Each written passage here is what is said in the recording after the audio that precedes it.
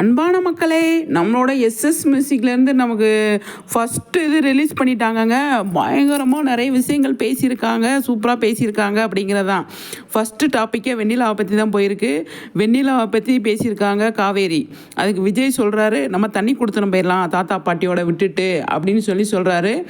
செம்மையாக இருக்குங்க. நிறைய விஷயங்கள் பேசியிருக்காங்க. அது ஃபஸ்ட்டு இது ரிலீஸ் பண்ணிட்டாங்க. நான் பார்க்கலங்க, கொஞ்சம் நேரம் ஆயிடுச்சு பார்க்குறது, கொஞ்சம் வேலையாக இருந்துட்டேன். அதனால் இப்போ தான் பார்த்தேன். செம்மங்க, பயங்கரமாக போயிட்டுருக்கு. பயங்கரமாக ஆடியன்ஸ்லாம் வந்து பயங்கரமாக வந்து கிளாப்பு, பயங்கரமான வரவேற்பு, பயங்கரமாக ஒரு விஜய் காவேரியோட அந்த கான்வர்சேஷனே பயங்கரமாக இருந்தது. நிவின் காவேரி பற்றி பேசியிருக்காங்க. அதுக்கப்புறமா வந்து விஜய் வெண்ணிலாவை பற்றி பேசியிருக்காங்க. முக்கியமாக விஜய் காவேரியை பற்றி பேசியிருக்காங்க. விஜய் காவேரியை பற்றி பேசும்போது தான் விஜய் சொல்கிறாரு, தண்ணி கொடுத்துன்னு போயிடலாம் பேசாமல், கவலைப்படாத அப்படின்றாரு. செமங்க, இந்த கான்வர்சேஷன் பயங்கரமாக இருந்தது, சூப்பராக இருந்ததுங்க. அவ்வளோ நல்லா இருந்தது. பயங்கரமாக பட்டையை கிளப்பி விட்டாங்க. ஆஹா, அருமை அப்படிங்கிற மாதிரி தான். வெண்ணிலாவை பற்றி பேசிகிட்டு இருக்கும்போது பருத்தி மூட்டை அது வாட்டு குடோனில் இருக்கிறத விட்டு போட்டு, இங்கே ஏன் கூட்டிகிட்டு வந்த, நீ தானே கூட்டிகிட்டு வந்த காவேரி, அப்போ கூட்டிகிட்டு வந்த நீ தான் வந்து அதோட கஷ்டத்தெல்லாம் அனுபவிக்கணும் அப்படின்னு சொல்லி நம்மளோட விஜய் சொல்கிறாரு. கரெக்டு தானேங்க, நம்மளும் அதை தானே சொன்னோம் அப்படிங்கிற மாதிரி தான் இருக்குது. அது செம்ம சூப்பராக இருந்தது. கரெக்டு தானே, விஜய் என்னை கூட்டிகிட்டு வர சொன்னார்.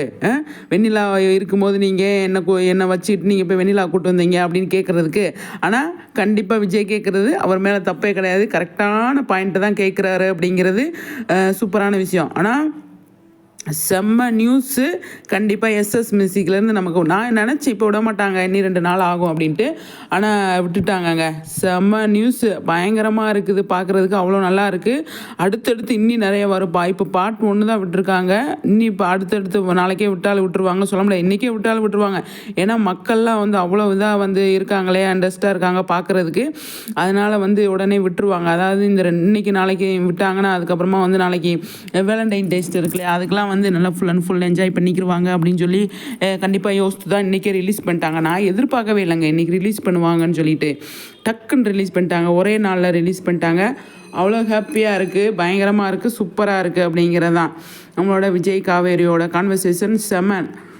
அதாவது நிறைய விஷயங்கள் வந்து பேசியிருக்காங்க, அவ்வளோ விஷயங்கள் பேசியிருக்காங்க. ஆனால் விஜய் காவேரி இந்த தடவைக்கு போன தடவை எஸ்எஸ் மியூசிக்கில் பேசும்போது விஜய் வந்து கொஞ்சம் அவருக்கு எதுவுமே, அதாவது உள்ளே இருக்கிற விஷயங்கள் தெரியாது இல்லையா, நிறைய விஷயங்கள் சொல்லியிருக்க மாட்டாங்க டைரக்டர் சார். இப்போ வந்து ஓரளவுக்கு நிறைய விஷயங்கள் அவரோடய நல்ல ஃப்ரெண்ட்ஸ் ஆயிருப்பார் இல்லையா, அப்போ அவர் மைண்டில் இருக்கிறது என்ன அப்படிங்கிறத சொல்லியும் சொல்லாமல் பட்டும் படாமல் அப்படியே அழகாக வந்து சூப்பராக சொன்னார் நம்மளோட விஜய். அதை பார்க்கும்போது அவ்வளோ நல்லா இருந்தது, சூப்பராக இருந்தது அப்படின்னு தான் சொல்லணும். அந்தளவுக்கு வந்து நம்மளோட விஜய் பயங்கரமாக தேறிட்டார் அப்படிங்கிறதான். காவேரிக்கும் விஜய்க்கும் செம்மையான ஒரு கெமிஸ்ட்ரி இருக்குது அப்படிங்கிறத, அந்தளவுக்கு அவங்களோட கெமிஸ்ட்ரி சூப்பராக போய்கிட்டு இருக்கு. எல்லாருமே பயங்கர கிளாப்பு. பருத்தி மூட்டை குடோனில் இருந்திருக்கலாமே அப்படின்னு சொல்லி விஜய் சொல்லாமல் உட்காந்துருந்தவங்க எல்லாருமே அப்படியே பயங்கரமாக ஹாப்பியாகி சிரிச்சிட்டாங்க.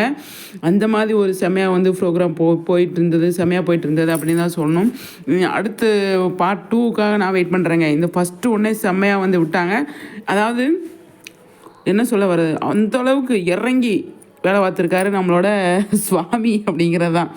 விஜய் செம்மையாக பக்காவாக வந்து இந்த தடவை எஸ்எஸ் மியூசிக்கில் கேள்விக்கு அவங்க கேட்க விடாமல் இவரே கேள்வி கேட்டு இவரே பதில் சொல்லி எல்லாத்தையும் முடிச்சு விட்டாரு அப்படின்னு தான் சொல்லணும். காவேரியை பேசவே விடலையே, நீ தானே என்னை கூப்பிட்டு வந்த, வெண்ணிலாவை கூப்பிட்டு வந்த, ஏன் என்கிட்ட கேள்வி கேட்குற அப்படிங்கிறாரு. அதே மாதிரி நிவின்கிட்டேருந்து நான் உன்னை பிரித்தேன், நிவின் இன்னொரு பொண்ணை கல்யாணம் பண்ணிட்டு போனால் நீயா நினச்சிக்கிட்டு நீ வந்து என்ன கல்யாணம் பண்ணிட்ட அப்படின்ட்டு நிறைய விஷயங்கள் பேசியிருக்காருங்க நம்மளோட விஜய். பயங்கரம். நீங்கள் என்ன நினைக்கிறீங்க சொல்லுங்கள்.